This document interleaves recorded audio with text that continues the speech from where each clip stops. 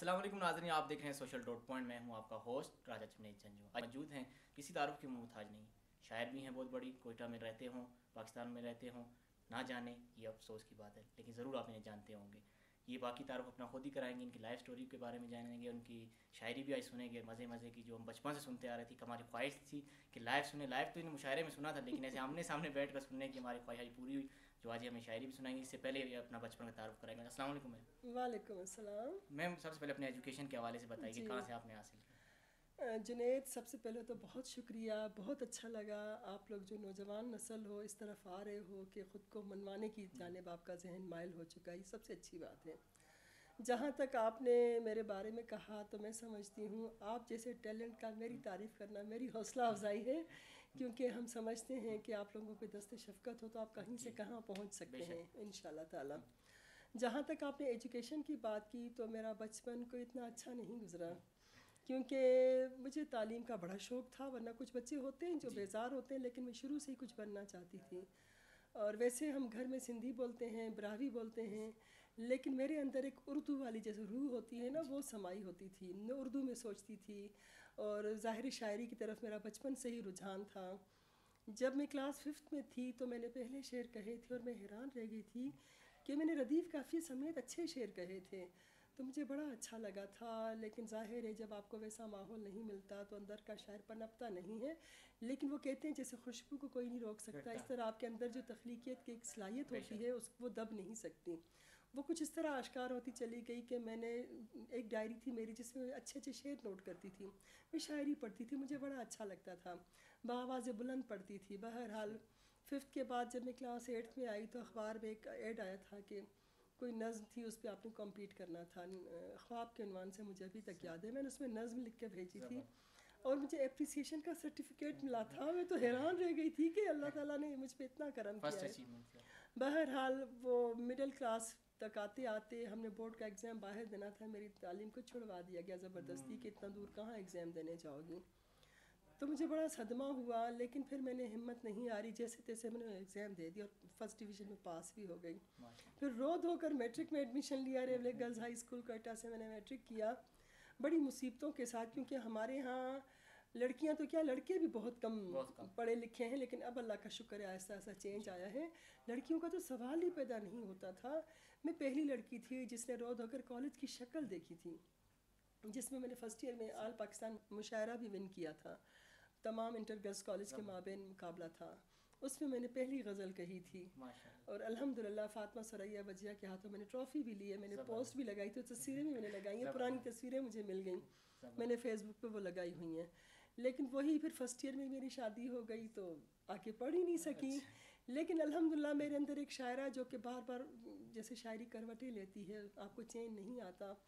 تو 10 سال میں نے گاؤں میں گزارے. پھر میرے بچے تھے، 2 بیٹے 1 بیٹی، وہ بڑے ہو رہے تھے، ان کو اچھی ایجوکیشن میں نے دینی تھی. جو میری محرومیاں تھیں میں نے بچوں کے تھرو وہ پوری کرنی تھیں، اور در پردہ مجھے خواہش تھی کہ میں بھی اپنی ایجوکیشن کمپلیٹ کروں. تب کوئٹہ جو میرا میکہ تھا سندھ سے میں واپس کوئٹہ آئی، بچوں کو ایڈمٹ کرایا اسکول میں، ساتھ میں خود بھی ایگزامس دیتی رہی. میں نے ایف اے کر لیا تھا شادی کے بعد. تو کوئٹہ آتے ہی میں نے بی اے کیا، پرائیویٹ ماسٹر کیا، ریگولر اردو میں بی ایڈ کیا، پھر آئی آر میں ماسٹر کیا. جیسے غصے میں پڑھتی چلی گئی. الحمدللہ اب میں ڈبل ایم اے ہوں. ہاں، اور شاعری کے میدان میں دوبارہ آئی. 10 سال کے گیپ کے بعد 2001 میں باقاعدہ پھر شاعری کے میدان میں وارد ہوئی. مشاعرے پڑھے، کتابیں چھپتی چلی گئیں الحمدللہ. اچھا میم، یہ اس کے ساتھ شاعری کے ساتھ بیوروکریٹس بننا، سی ایس سے کمیشن پاس کرنا، تو یہ اپنا آئیڈیا تھا یا کسی اور کا آئیڈیا تھا؟ تو کیسے؟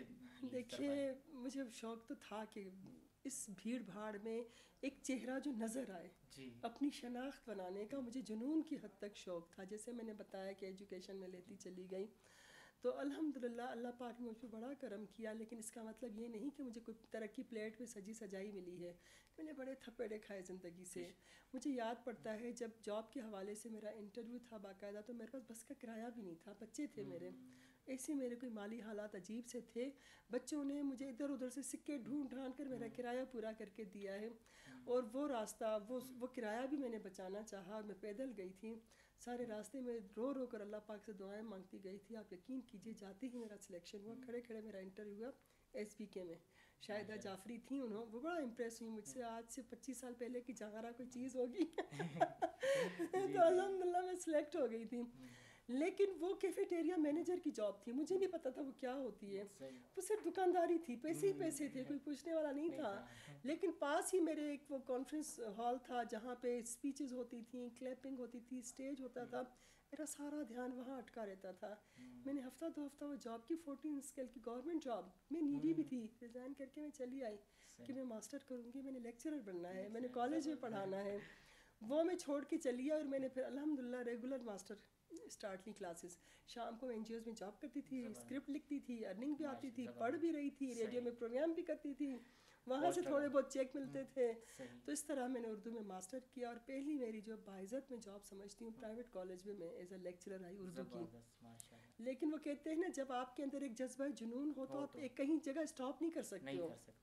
پھر مجھے الحمد اسلامک یونیورسٹی سے آفر ہے کہ آپ یہاں پڑھائیں، جاب پیکیج اچھا تھا. پھر میں وہاں چلی گئی، وہاں سے پھر میں assistant director of literature I, وہاں میری اپائنٹمنٹ ہوئی. تو مجھے بڑا اچھا لگا، اور اس دن میں بہت روئی تھی. انہیں دنوں میری مدر کی ڈیتھ ہو گئی تھی، تو جاب تھی نئی، بہت ٹف ٹائم تھا. تو میں سوچتی تھی کہ کاش میں اپنی ماں کو یہ خوشخبری دے سکتی کہ میری اتنی اچھی جاب ہوئی ہے. بہرحال اللہ جہاں آپ کو بہت خوشیاں دیتا ہے، غم اور خوشی آپ کے ساتھ ساتھ رہتی ہیں. اور اس کے بعد پھر میں 18 میں آئی ہوں، وومن ڈیولپمنٹ ڈپارٹمنٹ میں، فیڈرل سے ہم آئے تھے. پھر 18 امینڈمنٹ کے بعد ہم یہیں پہ ڈیوالو ہو گئے، اور اللہ پاک کے کرم سے کانٹریکٹ پوسٹوں سے ہم یہاں پہ ریگولر پوسٹ پہ آ گئے. اچھا میم کوئی پہلا شعر اگر آپ کو یاد ہو تو؟ ہاں، وہ جب میں 5th میں تھی 2 شعر تھے، وہ ظاہر ہے ایسے جی ہوں گے نہیں ظاہر ہے اس ٹائم کے، لیکن میں نے ان شعروں کو چھیڑا نہیں ہے. نہیں مجھے وہ ویسے کے ویسے پسند ہے نا. مجھے اچھی طرح یاد ہے کہ مجھے تھوڑا جیسے بخار ہوتا ہے. میں نے اسکول سے چھٹی کی تھی، میری مدر کچن میں بزی تھی. آج کل کی کچنز کی طرح نہیں تھا کہ ساتھ ساتھ کچن بنے ہوئے، دور تھے، صحن کراس کر کے جانا ہوتا تھا. مجھے اپنی ماں کی طلب تھی، اور مجھے ایسا لگ رہا تھا میں بھری دنیا میں اکیلی ہوں، میری ماں میرے سرہانے ہو. تو اس تڑپ کے ساتھ میں نے کچھ شعر کہے تھے کہ اب ہنسی آتی ہے شعر جب یاد کرتی ہوں کہ یا اللہ یہ کیسی بیماری ہے. بچہ کہہ رہا ہے، یا اللہ یہ کیسی بیماری ہے، پر پھر بھی یہ نعمت ہماری ہے. ایسی بیماری خدا کسی بچے کو نہ دے، بچہ تو پھولوں کی کیاری ہے. اب یہ شعر مجھے پتہ ہے اس میں کئی جھول ہیں، لیکن یہ پہلی اولاد کی طرح مجھے عزیز ہیں. اور اسی طرح پہلی باقاعدہ نظم میں نے مڈل میں کہی تھی، پہلی باقاعدہ غزل میں نے فرسٹ ایئر میں کہی تھی. یہ 1987 کے قصے ہیں، جب فرسٹ ایئر میں تھی میں 87 میں. اچھا میں جو فیوریٹ آپ کی غزل نظم یا شعر ایک وہ ہمارے ناظرین کو سنائیے جو آپ کی اپنی پسندیدہ ہو. جی ایسے تو بہت ہیں، لیکن فی الفور جو میرے ذہن میں آتی ہے میں آپ کو سنا دیتی ہوں کہ چمن کا دشمن بنا ہے مالی جناب عالی، چمن کا دشمن بنا ہے مالی جناب عالی، اٹھائیں ہاتھ اب بجائیں تالی جناب عالی. یہ پھول بھی اب دہائی دے گا، گواہی دے گا، گواہی دے گی ہر ایک ڈالی جناب عالی. اور ہر ایک دامن اٹا ہوا ہے پھٹا ہوا ہے، ہر ایک دامن اٹا ہوا ہے پھٹا ہوا ہے، ہر ایک تھالی ہے چھید والی جناب عالی. اور بھلے تہے تیغ سب کو کیجے خیال کیجے، بھلے تہے تیغ سب کو کیجے خیال کیجے، خیال کیجے جناب عالی جناب عالی. اور ہمارے سینے تمہارے ترکش رہیں سلامت، ہمارے سینے تمہارے ترکش رہیں سلامت، نہ جائے کوئی بھی وار خالی جناب عالی. اس کا مطلب ہے کہ میرے تبسم کا دم گھٹا ہے، بجھا بجھا ہے، پڑی ہے پھیکی لبوں کی لالی جناب عالی. ماشاءاللہ ماشاءاللہ. آخری میں میڈم ایک پیغام یوتھ کے لیے. جی یوتھ کے لیے سب سے پہلے تو جو میرے اندر ایک بات مچلتی ہے جس کو میں نے شعر کی صورت میں بھی ڈھالا ہے، بلکہ حکام بالا سے میں نے التجا کی ہے کہ کوئی رستہ کوئی تو حل نکالو، محبت کرنے والوں کو بچا لو. کوئی رستہ کوئی تو حل نکالو، محبت کرنے والوں کو بچا لو. بہت آسان ہے تاریکی سے لڑنا، بس آنکھوں میں کوئی شمع جلا لو. یہ جو میری یوتھ ہے، یہ جو میری نوجوان نسل ہے نا، یہ مجھے بہت پیاری ہے. اللہ آپ لوگوں کو زندگی دے, آپ کا جذبہ جنون سلامت رہے, اور یہ بات یاد رکھیے نتھنگ از امپاسبل. شرط کیا ہے؟ محنت اور مثبت رویہ, مثبت سوچ. آپ جیسے سوچتے ہو ویسا ہوتا چلا جاتا ہے.